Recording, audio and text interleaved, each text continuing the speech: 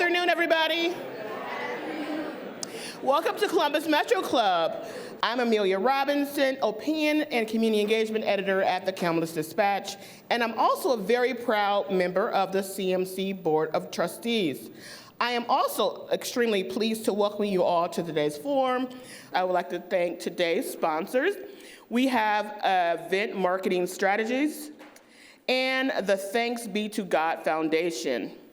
We also are very grateful for the Centers for, I'm sorry, let's clap for them. Yeah, let's clap for them, you're right. Yeah, wave your hands like you just don't care. Okay. We also are very thankful for the Centers for Kindness at the Columbus Foundation and the Columbus Dispatch, who is a very proud live stream sponsor. And we also carry these on our social media platforms, so check that out. Thanks to Grange Insurance Audubon Center for hosting us again, and thanks to everyone else who supported today's forum. In a landmark decision this June, the Supreme Court ruled that affirmative action in college admissions violated the 14th Amendment and had to end in higher education.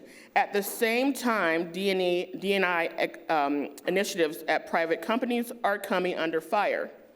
What's next for affirmative action and DEI, especially for employers? Today, we will unpack this important topic and what the Supreme Court's decision means for the future of equity in the United States. To introduce today's speakers, I am very pleased to welcome Dwight Smith from today's sponsor, Thanks Be to God Foundation. Dwight, the podium is yours.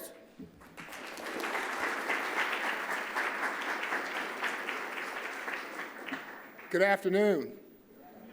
I'd like to thank the Columbus Metropolitan Club for continuing their leadership and having these very engaging and enlightening conversations.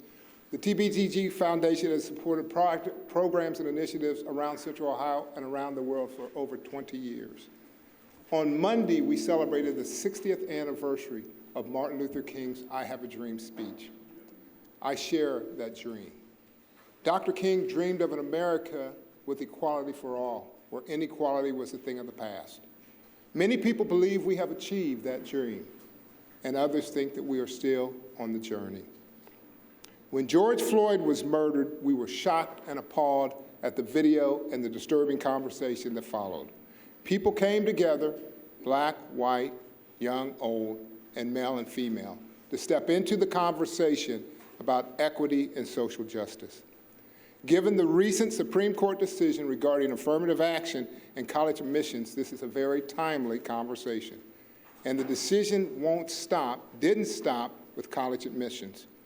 One example is a letter sent by 13 state attorney generals to large corporations around America saying, stand down on your DEI efforts, even though the data and the research shows that diversity offers significant benefits. Just last week, another lawsuit was filed against two US-based firms, US law firms, over providing fellowships to support diversity in their organization and in the legal profession. As divisive winds circle around our country, we in Columbus are a shining light. We stand above the noise, able to have these type of conversations that we'll have today, meaningful, respectful, and inclusive. So it is my honor to introduce our esteemed panelists, and I'll start, if you'll just give a wave, with Erin Butler of Counsel with Bricker and Graydon, Margaret Finley, Head of DEI and Corporate Affairs for Advanced Drainage Systems, Dr. Cynthia Turner, Assistant Dean and Chief Diversity Officer for the Fisher College at The Ohio State University, and our host for today, Sherrice Sledge-Thomas, Vice President of Diversity, Inclusion, and Equity and Access for the Columbus Chamber of Commerce. I should say our Columbus Chamber of Commerce. So you can read all about the panelists by scanning the QR codes on your table. Sherrice, I'll turn it over to you. The floor is yours. I hope you enjoyed the conversation. Thanks for coming out today. Thank you.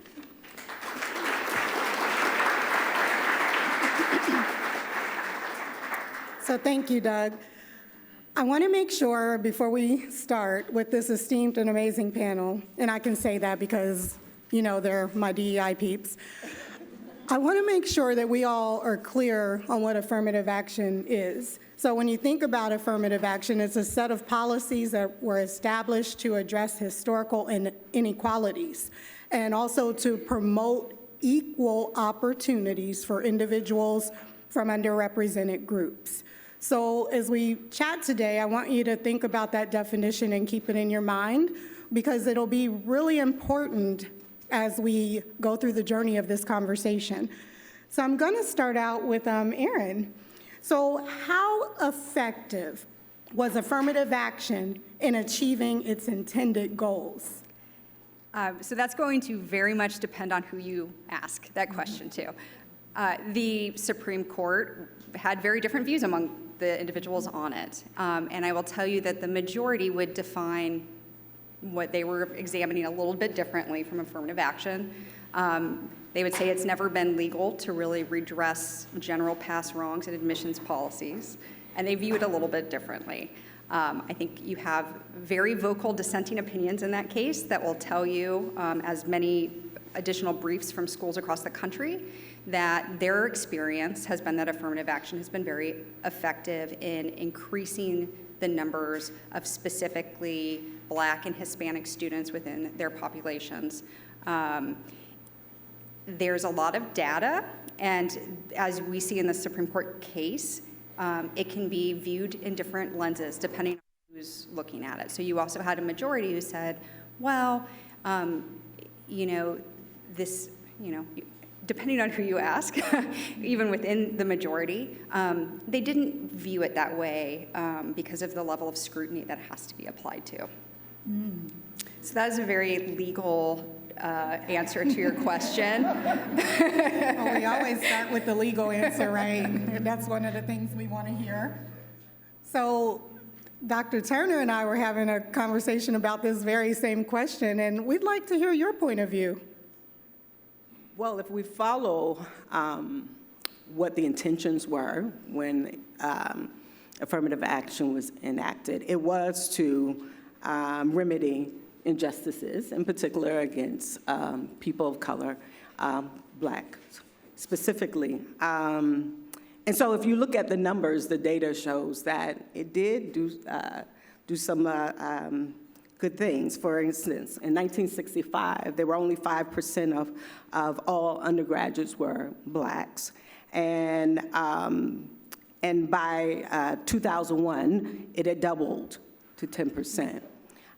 Even now, when we look at the data as of 2020, we have the Hispanic and Latino population increasing the most, from 4% in 1980 to just over 20% in 2020. The Black student population has hovered around 10. Now it was about 13% in 2020. The Asian and Pacific Islanders student population grew from 2.4 to nearly 8%. So if the goal was for affirmative action to provide the best equal opportunity available, which was equal access to education, it did its part. And in fact, when you look at before this particular case and ruling, there were 9 states that rolled back affirmative action.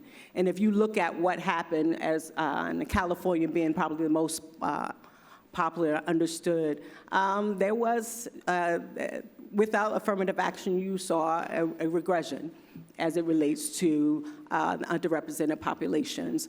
And they've made some strides, and some of the strides have been supported by just the growth of those populations in those states. But we'll talk more about that. But so it just depends. If you're talking about what the goal was when it initially was enacted, we have seen some strides from it. It's nice to know that there's been progress, and I think that's very important to keep in mind. Now, I know we talk about talent pipelines in the workforce, and so that leads me to you, Margaret. When you think about your work at Advanced Drainage Systems, also known as ADS, from your vantage point, tell us about how your organization builds relationships with colleges and universities to attract and recruit diverse talent? Sure. So one of the things I'm most proud of, I have to say this before I answer your question about ADS. In my 20-year career of training, learning, and development, and DE&I, and I say this, and I'm sticking to this story, it is the first company that I have worked at that I feel like I can bring my authentic self to work. I am not code switching. I have been accepted for who I am. Now, having said that, it doesn't mean that we haven't had challenges and trials and tribulations, but what I'm most proud of is how we work through that and find our way forward. So I just had to put that disclaimer out there. All right, answer your question. So our relationship with Ohio State has been very meaningful from the perspective of our engineering program, and we have partnered with Ohio State specifically for a pipeline for our corporate internship program, as well as looking at these students' ability to complete our program and ultimately be considered for hire. So we're on our second year of that program. Also, this year, we started partnering, well, I should say, when I came on board a year and a half ago, we started partnering with Preface at Ohio State, which is made up of students, 65 students of diverse backgrounds, right? And so they start as freshmen, and they go through this program until graduation. Well, this year, we're really leaning in with that program to also build a pipeline for our internship program. And, you know, I'm very transparent about the first 2 years of our program, we did not achieve the diversity that we wanted. So at ADS, we focus on, before I came on board, the company focuses on hiring and advancing women and people of color. So when I think about our internship program, where we were successful in getting women into the program, we have not been as successful as getting people of color. And so I'm leaning in constantly with the team and saying, what can we do? And so one of the things I'm proud of so far is the partnership that we have with Ohio State to build our talent pipeline. And just from a data perspective, so I can't do like you, but I do have a data point. Last year at ADS, we started the journey back in 2020, and last year we achieved a 39% increase at the management level of diversity. Our biggest success has been women, right? So still some work to do around people of color, but for us, I think that that is huge. Now, Kevin, my boss, is over there watching me, and I'm going to say this, and he tells me, you don't have to say that all the time, Margaret, but just think about this. Our company started in 1966, manufacturing and construction. In the history of ADS, there has never been a woman at the VP or C-suite level. Last year alone, we hired a VP, and we promoted a Black woman and another woman to VP. Like, for me, that is huge. In all of my years in corporate America, JP Morgan Chase, and Nationwide Financial, it took us anywhere from 3 to 5 years to prepare them and then promote. So when you talk about a company talking the talk and walking the walk, that is what I love most about this company, and we have only just got started. Awesome. And it sounds like that relationship with Ohio State is very important. Yes. So we're going to continue to forge that. We definitely need to do that. And I would suggest that everyone in this room who's doing that type of work needs to continue to forge that relationship as well. So we get to go back to the legal world. So I'm going to ask a frank question because I hear a number of things from different DEI leaders, but I want to hear it from the legal perspective. Is affirmative action still relevant, or have societal changes and progress rendered it unnecessary? I think we would all agree that there are changes we still want to see that are enacted. I think that what we've seen to date is going to look a little bit different moving forward. But to be clear, despite what some politicians might say out there, the decision does not say you can't have a diverse workforce, you can't be inclusive, you can't have these types of programs. You can't make specific decisions in bringing in people in admissions with race as one of the factors as race. And this is a time because a lot of things are up in the air, where you're going to have people trying to run with this as far as they can, in several directions. So I think that, yes, it's still relevant, and there's just going to be some differences as we move forward, and we're going to use probably some different language with some of them, especially when we're interacting with higher education institutions. It's going to look a little different probably for employers, but yeah, that would be my answer. So speaking of its relevancy, I read an article that talked about race-neutral alternatives. And I had to pause, I had to do some research, and I said, no worries, Dr. Turner will be here to give me some guidance. So what race-neutral alternatives have been tried, and tell us how it worked?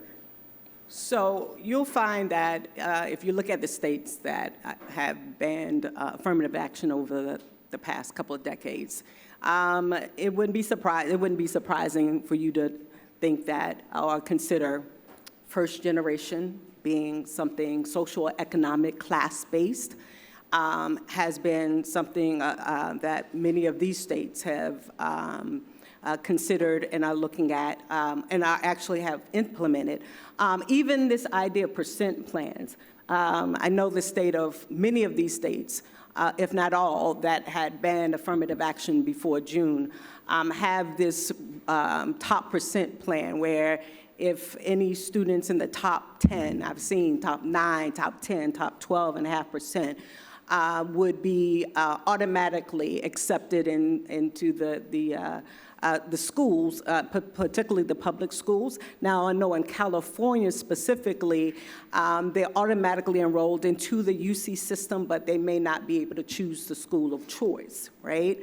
And so it has been those kind of combinations. And then, many of you may be familiar with GRIT, that whole term of GRIT. Many schools now, and particularly prior to June, that were in this boat, looking at their essays based upon personal achievement, overcoming odds and challenges, and talking and looking at things like single-parent households and the language in the household. So it's those combinations have been considered and worked through for most of those states, and some have seen better success than others. Awesome. It's nice to hear that that wasn't just a term that someone came up with, and that it's a real thing, and there have been things tried, and some of them were successful, maybe some of them weren't, and that's okay. So I want to go back to the corporate side of the world. Margaret, you talked a lot about the work you all are doing at ADS to make sure that you have a diversified staff and leaders promoted into roles. So what are some tactics that you're using to make sure that happens? Part of our strategy at ADS is when I think about DE&I, and I'll never forget planning session we had to develop our ADS culture statement, which we consider as our North Star.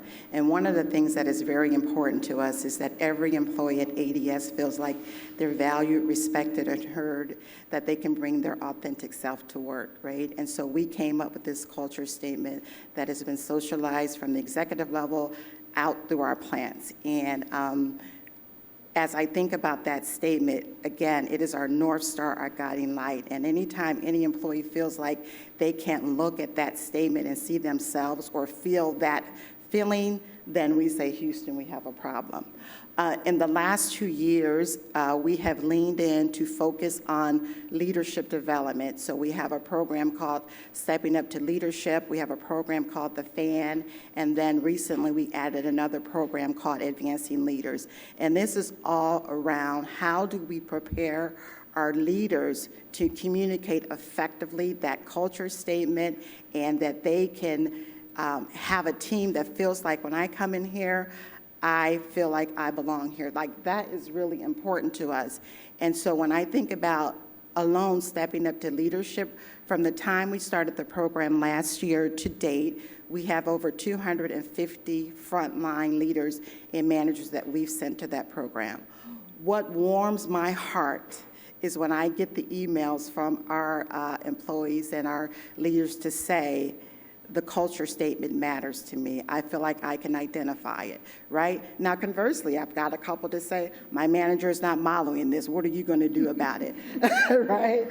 So I have to deal. Right, I have to deal with that. But overall, I feel like we have been very successful in investing in our talent, right? And again, on a weekly basis, I get those emails saying it matters. It feels good to be at ADS.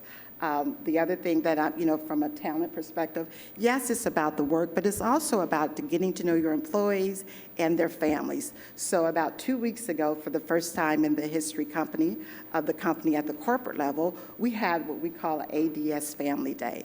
So corporate-wide at our Hilliard office in Mill Run, we invited all of our corporate employees to our corporate headquarters to bring their families and just have a day of fun, slides, music, and it was just amazing. So again, those are the type of things that we are doing, not just, yes, we make pipe, we want to get the work done, but we want our employees to know that we value them. And so those are some of the things that we do to show that. But our leadership development programs have really been very beneficial at ADS. I applaud you for that because many times people will come to me and they'll say, how do I build a diverse workforce? Help me with this. And they'll come to Kelly Fuller and ask her to help as well. And one of the things that we talk about all the time is that you have to have an inclusive workplace before you start bringing in all kinds of different folks. So I applaud you all for the work that you're doing. I want to go back to Dr. Turner for a second because in addition to DEI work, I'm also Process Excellence Queen. And it really concerns me when you think about all of the changes. What are some of the things that you have to do to change your admissions process? And is there a cost to that, whether it's time or dollars? Now, I'm going to have to go to the paper on this one. So, absolutely. First of all, let me say, ahead of the decision, our Office of Academic Affairs convened a working group because, as you mentioned, to have to think through all the various aspects of such a large institution like The Ohio State University, they began to prepare for the potential impacts of the university's policies and practices and began to think about how they would update those. Since the ruling, in just the few months since then, the first thing they did was they pressed pause on all admissions decisions and basically reviewed all of the programs, processes that were completed to make sure they were in compliance. Any application question or line item requesting an applicant's race or ethnicity was removed from all materials provided to the application readers and the individuals participating in the admissions decision. And to allow programs to begin admitting, work is still ongoing. In fact, I was hopeful that I would be able to share more, but it's just been such a, they're working day in, day out. I know we have some of our people here, and this is something that's ongoing. Hopefully within the next week or two, we will have more guidance as to how we will proceed with respect to not only applications and admissions, but also scholarships and programming and retention programs and so forth. So as you can imagine, it is a work in progress. Mm-hmm. Mm-hmm. Oh, I can imagine. There's a lot that comes to changing any process, right? That's and right. When I think about the university, admissions is bread and butter, so it's going to take some work, and we look forward to keeping our pulse on that and hearing what's going on. So I have one last question for everyone on the panel, and really simple, and we'll start with Erin. Where do we go from here? Well, there are paths forward, and the Department of Justice and Department of Education released some joint guidance for everyone.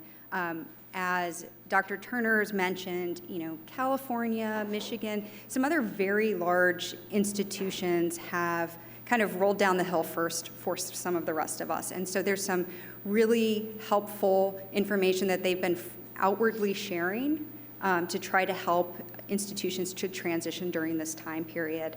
And so I do think that a lot of, again, what Dr. Turner said, look through all of your hiring processes, should that be at an issue. It's more of an issue at higher education institutions right now.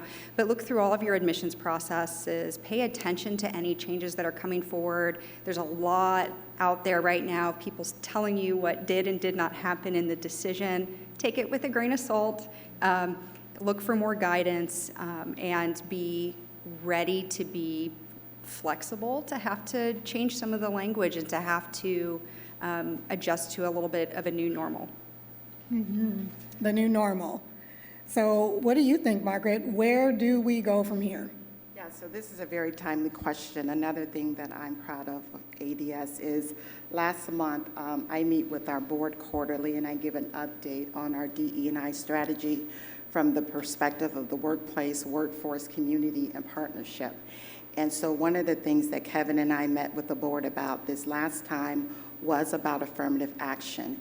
And we just had a conversation. I had an hour on the agenda. I usually only get 15 minutes. I had a whole hour on the agenda, and just to talk about affirmative action, what we're hearing, where are we going? And Scott Barber, our CEO, said to me in a lunch conversation is, I don't care about the noise outside. We are going to keep leaning in, and our foot is on the pedal.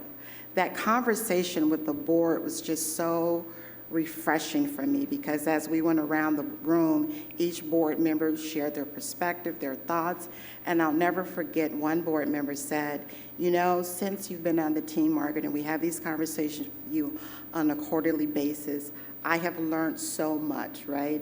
And then proceeded to say, if there's anything that you need, first, do you have everything you need to be successful at ADS? I said, yes, I do.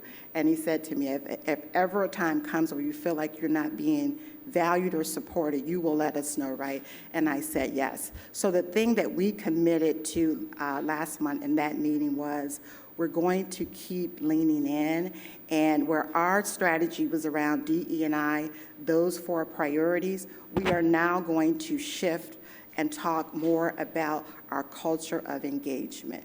And working with our consultant, with Shavana, she's right over there, who's the brilliant mind behind that statement, and Scott Barber, myself, and a couple other leaders developed that statement. And one of the things that Scott said, you know what, Margaret, when I think about DE&I, at the end of the day, this is really about culture.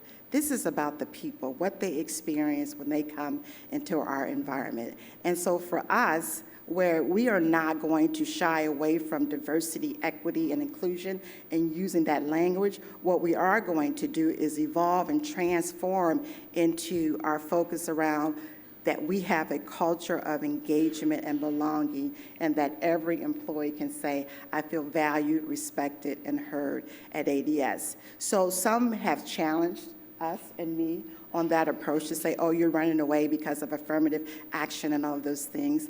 Well, think what you may. We are true to our word and our commitment, and so that's where we're going to keep leaning in, Sherrice. And I love to hear that. I think many people don't know that a lot of our DEI professionals as a whole were beginning to focus more on culture before any of this happened. So I think that's important to point out. Dr. Turner, where do we go? Well, if we start talking about language, I think many of us here realize that language has been evolving since affirmative action. When I was in school, the office was of minority affairs. It wasn't diversity, equity, and inclusion. We're at diversity, equity, and inclusion, and that's, the language is continuing to evolve. What I will say is that we do have to look at the data and be very clear and thoughtful about that. Starting in 2026, the high school population, graduation population, will start shrinking, and it will become more diverse. And so the reality is that whatever you call it, we still need to think about there's still a solid, strong business case for diversity for corporations. That has not changed. How we look at diversity, I think is going to be critical if we look at it from a social economics point of view. From what I've seen, my My challenge or what my push would be for us to look at how we look at social economic status. When we start talking about certain areas, or when we start talking about first gen, here's what we lose. We lose when we talk about diversity. We lose that middle class of those parents who are first gen, who have students who will be coming through, but because they don't check the box, the students themselves do not check the box as first gen, they may not get admitted. The problem with the socioeconomic piece that I'm hopeful that we will grapple with is the wealth piece. It is one thing to speak to income, because many, we've seen strides when it comes to the gap between, of all the races when it comes to income. But the wealth gap is still immense. And so until we start dealing with that and making those decisions, my concern is that what we will see in the classroom, what we will see on campus, will be some perpetuation of stereotypes that for people of color will not represent the diaspora of who we are and what we've accomplished. And so I'm hopeful that we will be thoughtful about this as we talk about how do we move forward so that our students, all students, will be prepared for a diverse organizations like ADP and all the other corporations, and think about how does that need to look on campuses, and making sure that the metrics we use really actually captures that and makes it inclusive for all. I think that's a round of applause.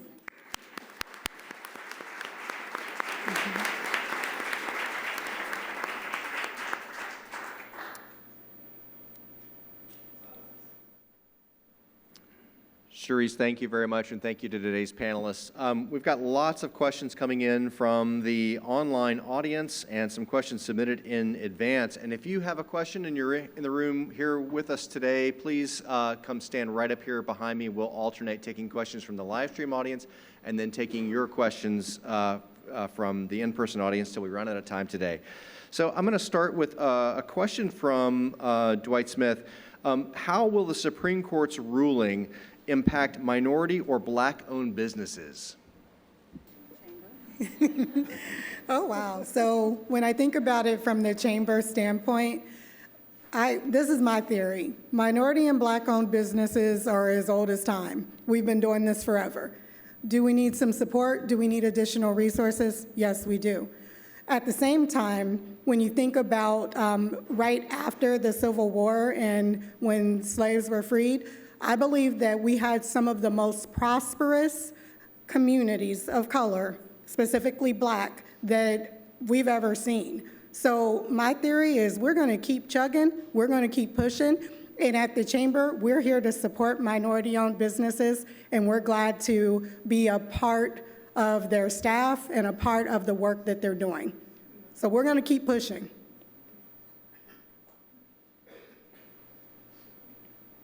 Good afternoon, Elena Biffle, Master Keys Investments. Quick question. How do you all see the impact to women? Obviously, women have advanced in the workplace and in colleges. Do you see this decision impacting the role and the presence of women? I will say that the decision itself does not include gender or sex. It is limited to race, but in California, the voters in 1996, the changes, they excluded both race and gender from consideration in admissions. So there is data that tracks some of the impact of that. So in terms of how this decision will impact it, I think it might be helpful to review that. But just to clarify where this decision hits. I will just say, not yet. Just, out of fairness, right?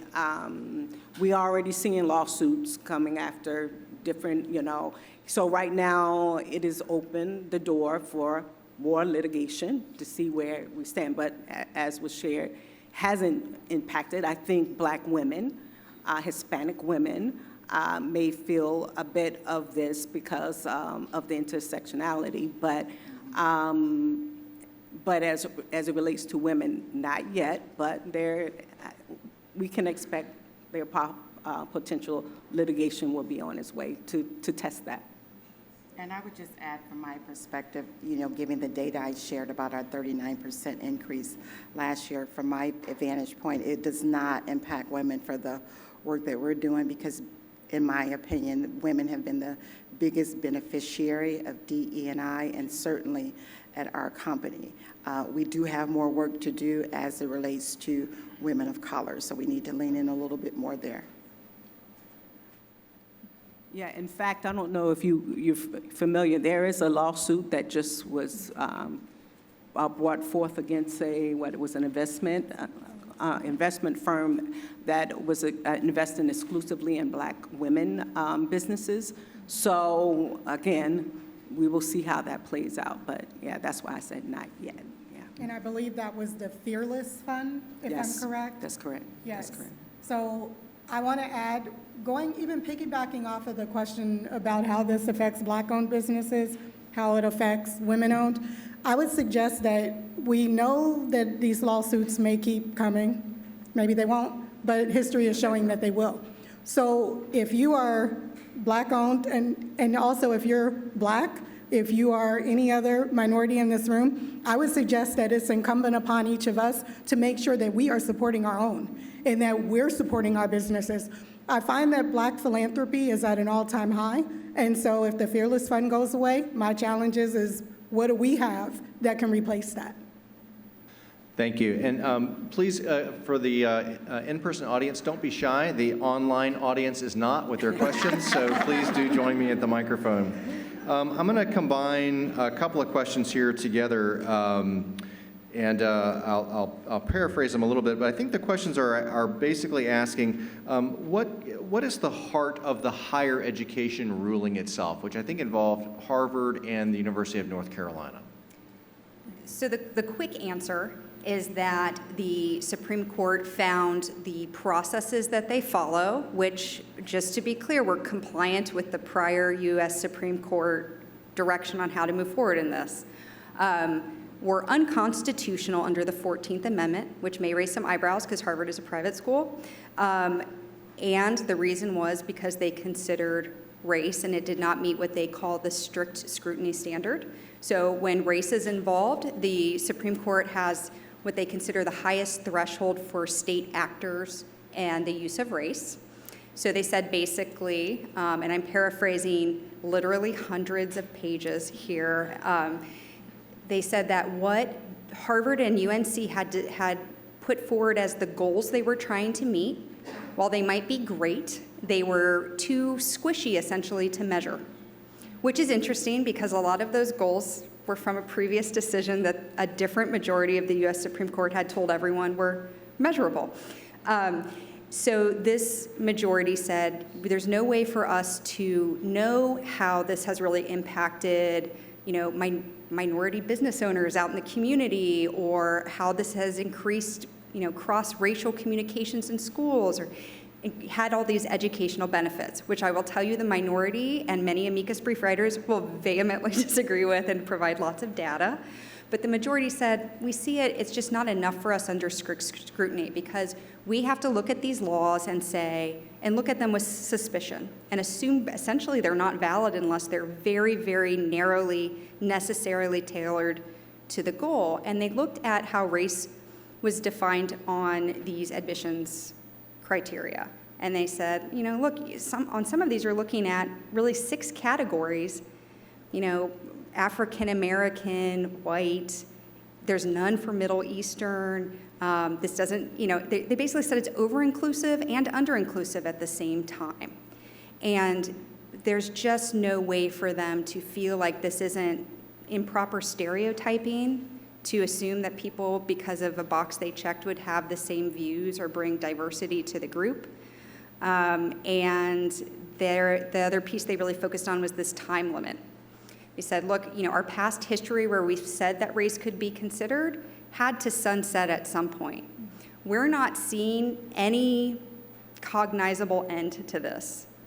This is just unwieldy. We can't review it. It's unconstitutional.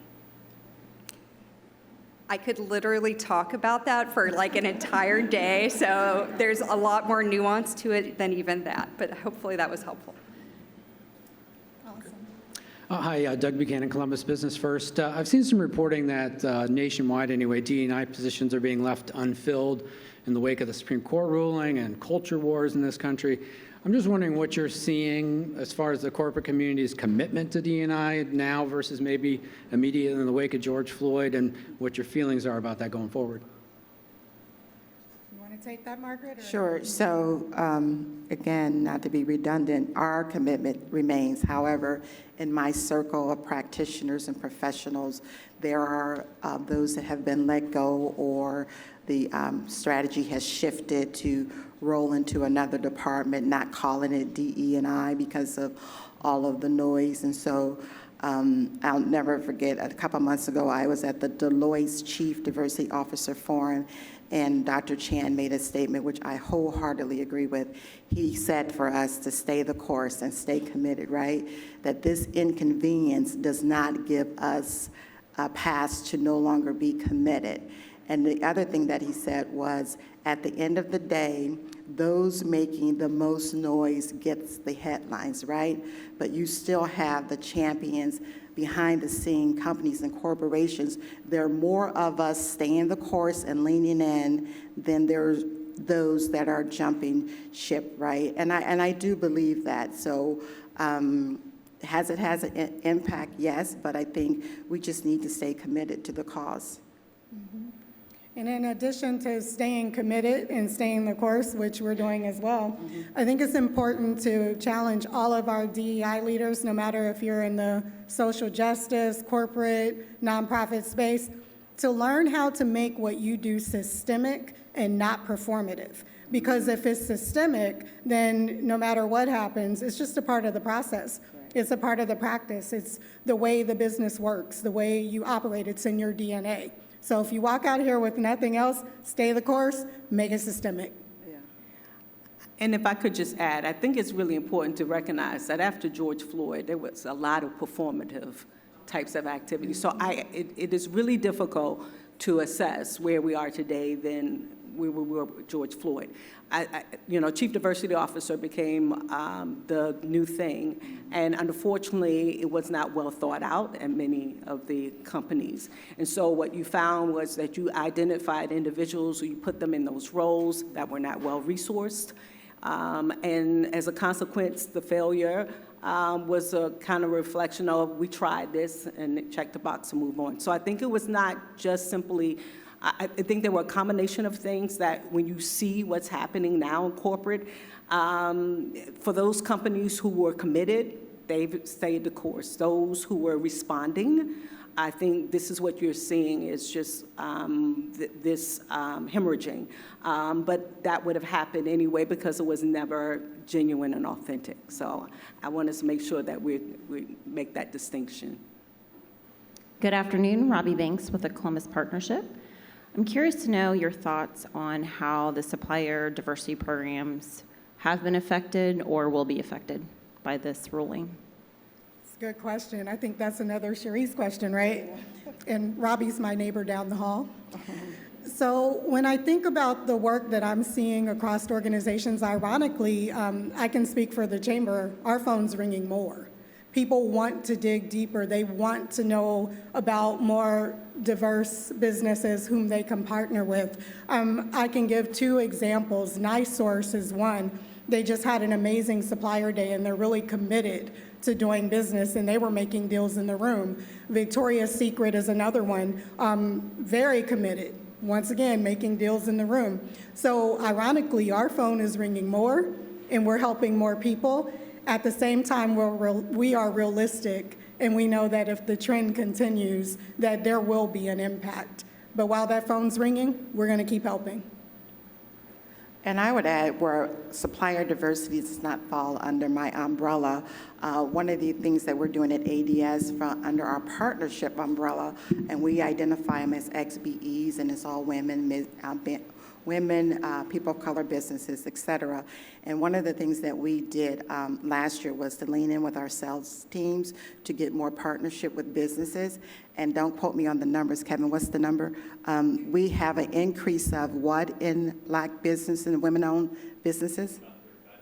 About 35%. So we're leaning in there, and I'm working with the sales guy, and I meet with them on a quarterly basis, and they have done a phenomenal job of building a whole strategy. And so on a quarterly basis, we also give that update to our board.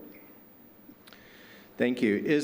Question, is affirmative action an American phenomenon? Has it been tried in other nations that are trying to come to terms with their own histories of discrimination?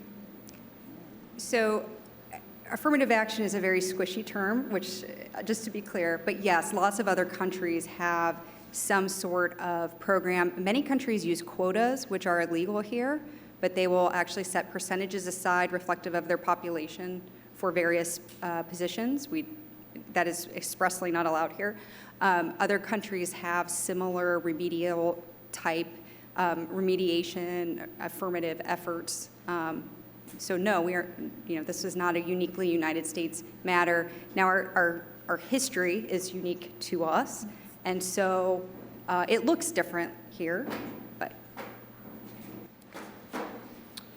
Hi, how are you? My name is Eldridge Carr. I'm the very proud head of school at Marvin Academy. We are a 2nd through 12th grade school. And my question is relatively straightforward. I think many of us in here are probably past the point of college admittance or university admission, but what would you say to support all students, but particularly sophomores, juniors, and seniors in this period of time that is a little unclear about what the future holds, both for admissions and for employment? Dr. Turner, we're looking at you. Well, a couple of things. I would like to piggyback on that, and I'll come back to that. I think it's going to be important more than any time now that our corporate partners will commit to more pre-collegiate programming. I think it's important that as we start thinking about how we wrap our heads around making this a more, this whole admission, this experience more inclusive, such that individuals from whatever high school program that they attend, that they have that opportunity, we need corporate involvement. Oftentimes, I will say this as it relates to Fisher, we've been very intentional in reaching out and providing programming for the student population, especially when we start looking more at the social economic piece of that. It tends to be the case that when you're looking at the lower socioeconomic stratum, that you're dealing with students who are not exposed.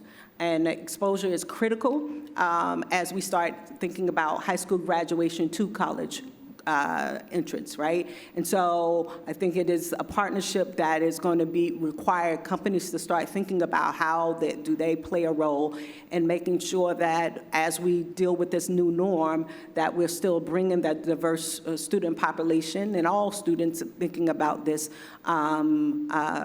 admissions and make sure that the gap between graduation and college enrollment, we can minimize that with the tools we use. So first of all, I would say corporations here, you need to really, as we reach out and talk about this is not something, unfortunately, that you will be able to tie directly to a bottom line immediate. This is a long-term types of strategy.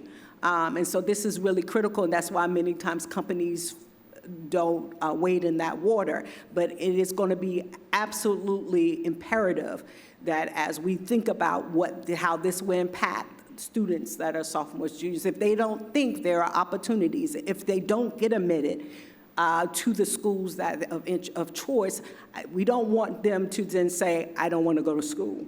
Right? And so it is important that we make sure that they see college as the desired aim, and wherever they land, that they will bloom. And so we need to make sure that exposure is important. Encouragement, I think we will try our best, and I'm looking at pre-collegiate programs to ensure them there's a place at the table for them. And it may take a moment to get to the very table they want, but, as long as they continue to progress, and I think that's something we can have conversations, how we can do better institutionally as well.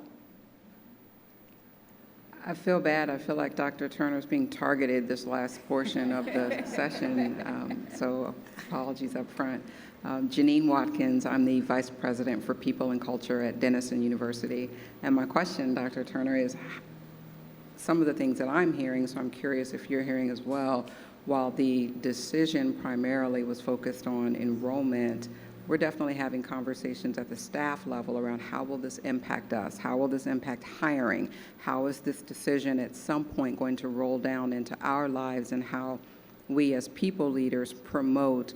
And I'm just curious if you're having the same conversations, how are you all having those discussions with openness and transparency while at the same time not creating some of those pockets of anxiety where it doesn't need to exist yet? Well, I'm going to start legal first. You want to hit it with legal? No? Who are you pointing to? Listen. In candor, okay, so when you say that, are you talking about individuals who are in the diversity space? Absolutely, or just in general, people of color? Because those are two different things. Because it's important to recognize that this ruling did not impact, not yet, it has not impacted Correct. So the not hiring piece, right? Not in our space in terms people and culture, so I'm kind of all of it, right? Because our culture doesn't exist without inclusivity and belonging. And so to your earlier point, it's about infusing it into everything we do, whether it's Right. hiring, promoting, the food that we order, the way the grounds look, it's about that voice. Yet while the decision didn't directly impact, the discussions are, this is step one. Where is it going to go next? What's coming after that by our population, not necessarily by the individuals doing the work, but the population is asking those of us doing the work the question, are we next? Are we going to see decisions coming from the Supreme Court that now impact our standard of how we hire, how we promote, just the normal daily life, almost the where will it end, if it will end? And I don't expect anyone to have an answer. Are you all hearing the same? Right. Yes, those are, but actually, that's an interesting question. I hear it more on the diversity side. So because I'm a chief diversity officer at Fisher, there are concerns in that space, right? Because we are seeing state after state, they're closing, shuttering diversity offices. And so they're like, okay, how is that impacting me in this space, right? Not so much so this idea of the hiring. I know you said this, where does it end, right? But I'm not hearing that so much as I'm hearing more concerns about those who are operating in the diversity, equity, inclusion spaces. How long am I safe? What's happening there, right? I will say again, one of the things that I am encouraged by is Gen Z, our kids, are demanding things that it's going to move all of us to think about this differently, right?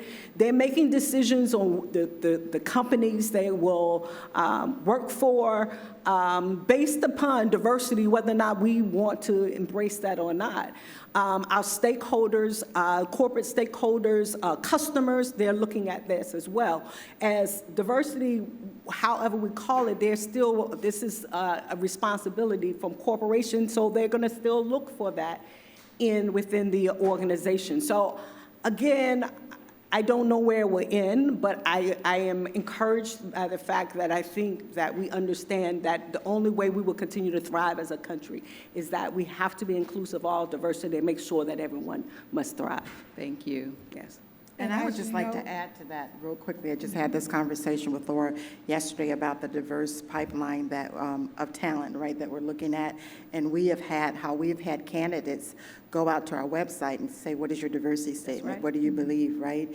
And again, we started this journey in 2020, and so we are evolving, and so that is part of our commitment too, that we need to be very clear about what we believe. So we do have our ADS culture statement and what we believe now on our website. However, that was at a prompting of a candidate that says, oh, you're not serious about diversity because it's not on your website. Note taken, Heather made it happen, got it done. I wish we had more time. As you can see, we can talk about this all day long. But we're going to wrap up our panel and turn it over to Amelia Robinson. Thank you so much. Well, I really hope you guys found this conversation is oddly optimistic. Like, this is more optimistic than I thought it was going to be going into this conversation, because there's been a lot of pessimism and, defeated people around these topics. So thank you for sharing the commitments that are being made by corporations in our community. I would like to also thank our event sponsors, Event Marketing Strategies, and the Thanks Be to God Foundation. Thanks to Grange Insurance Audubon Center for hosting today's event. Also want to thank our virtual seat patrons, the Center for Human Kindness at the Columbus Foundation, and the Columbus Dispatch for supporting today's live stream. And also, again, want to thank this fantastic panel, Erin Margaret, Finley, Dr. Cynthia Turner, and our host, Sherrice Sledge-Thomas. And if you have not already, please make plans to attend next week's forum. It's going to be a really good one. Ohio's political future from the House Speaker's chair, and it's going to be with House Speaker Jason Stevens. Also, please take a couple minutes before you leave to fill out the short survey you'll find on our website. You can do it at your office. You don't have to do it right now because it's on the website. We could not do this without all of you, so thank you for joining us and have a great day.